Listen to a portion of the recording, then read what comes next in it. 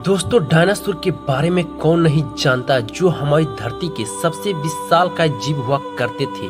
इनमें से कुछ डायनासोर बेहद ही खूंखार और खतरनाक होते थे, तो कुछ बेहद ही शांति प्रिय होते थे। डायनासोर की आधी प्रजाति मांसाहारी और शाकाहारी हुआ करता था। इनमें से कुछ डायनासोर धरती पर रेंगने के अलावा वह आकाश में भी उड़ते थे। यह डायनासोर हमारी धरती पर 14 करोड़ बरस राज किए, लेकिन ऐसा क्या हुआ कि आज डायनासोर हमारी पृथ्वी से लुप्त हो चुके हैं। ऐसी कौन सी घटना थी जो इनके पूरे वंशज को हमेशा हमेशा के लिए इतिहास के पन्नों में दबाकर रख दिया। जब भी हम सभी डायनासोर के बारे में सुनते हैं, तब हमारे दिमाग में यह सवाल जरूर आता है कि डायनासोर का अंत कैसे हुआ, डायनासोर कैसे मरे। यह एक ऐसा सवाल है जिसका जवाब हर कोई जानना चाहता है, क्योंकि यह डायनासोर की प्रजाति हर किसी के लिए अनेक सवाल खड़े करते हैं। इन सभी सवालों का जवाब आपको इस वीडियो में देखने को मिलेगा। लेकिन इससे पहले अगर आप चैनल पर नए हैं तो चैनल को लाइक एंड सब्सक्राइब जरूर करें, ताकि हम आपके नॉलेज को और बेहतर बना सके। तो चलिए वीडियो स्टार्ट करते हैं। दोस्तों, डायनासोर के बारे में जानने के लिए आज से हमें 6.5 करोड़ साल पीछे जाना होगा। तो चलिए चलते हैं आज से 6.5 करोड़ साल पीछे। आज से करीबन 6.5 करोड़ साल पहले धरती का वातावरण बिल्कुल शांत था। चारों तरफ पेड़ पौधे और विशाल समुद्रों से आती ठंडी हवा, सूर्य की रोशनी, और यह डायनासोर अपना जीवन इस धरती पर शांतिपूर्वक से व्यतीत कर रहे थे। तभी 10 करोड़ साल पहले ही इन सभी डायनासोर की किस्मत लिखी जा चुकी थी।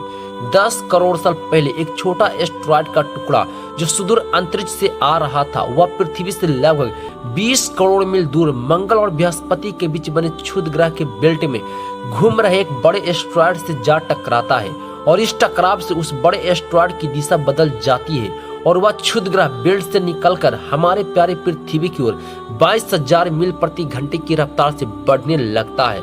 जब यह एस्टेरॉयड पृथ्वी से लगभग 3,84,000 किलोमीटर की दूरी पर था, तब धरती से शायद ही डायनासोर का अंत न होता अगर यह एस्टेरॉयड पृथ्वी के उपग्रह चंद्रमा से जा टकराता। लेकिन नियति को कुछ और ही मंजूर था, इसलिए यह बड़ा एस्टेरॉयड चांद की बहुत नजदीक से गुजर गया।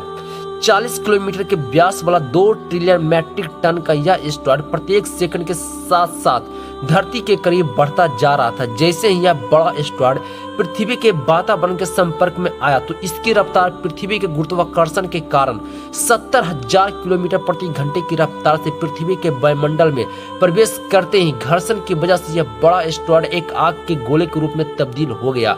यह एस्टेरॉयड धरती की ओर इतना तेज रफ्तार से बढ़ रहा था कि सिर्फ 4 मिनट में ही इसने अटलांटिक ओशियन को पार कर लिया। इसके अलावा यह बड़ा एस्टेरॉयड की चमक इतनी तेज थी कि धरती पर टकराने से पहले ही धरती के हजारों जीव आग के इस दहकते गोले को देखकर पूरी तरह से अंधे हो चुके थे। धरती के सारे जीव उस विशाल उल्कापिंड को देख नहीं पा रहे थे, लेकिन वह उनकी भयानक गर्मी को महसूस कर रहे थे।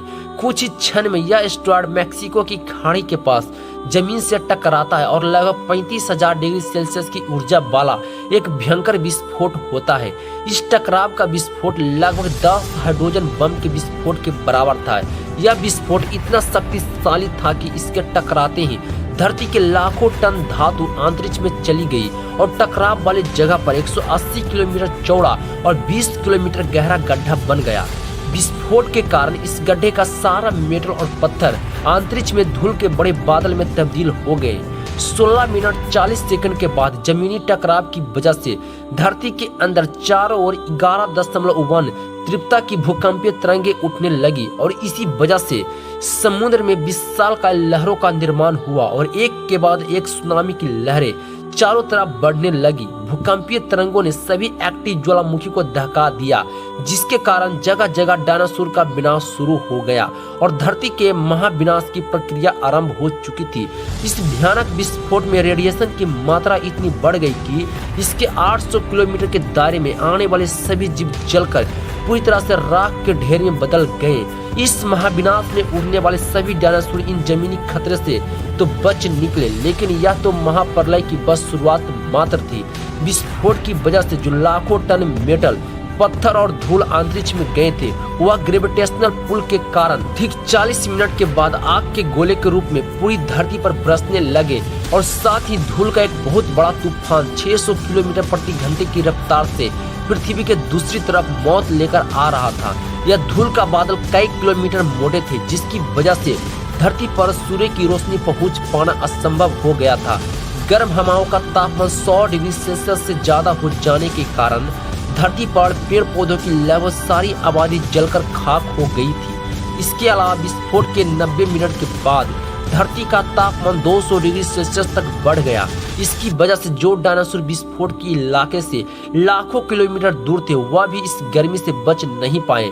इस महाप्रलय से धरती की कुल 90% प्रजाति पूरी तरह से खत्म हो गई थी और जो 10% जीव जीवित बच पाए, उनमें से सिर्फ वही जीव जीवित रह सके जिनका वजन मात्र 30 किलोग्राम से कम था। इसका कारण यह था कि इस महाप्रलय में लाखों की संख्या में जीव मारे जा चुके थे और पेड़ पौधों की सारी प्रजाति खत्म हो चुकी थी, जिसके चलते यहाँ जो बड़े और विशालकाय जीव जीवित बच पाए थे, उन्हें भरपूर मात्रा में खाना पीना न मिल सका।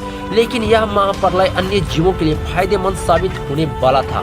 धरती पर डायनासोर का अंत और एक छोटी प्रजाति के लिए सुनहरा अवसर लेकर आया और वह प्रजाति थी मैमल्स। दोस्तों, हम अपनी अगली वीडियो में जानेंगे कि पृथ्वी पर डायनासोर के अंत के बाद मैमल्स का विकास कैसे हुआ। मिलते हैं अपने अगले वीडियो में, जब तक जय हिंद, वंदे मातरम।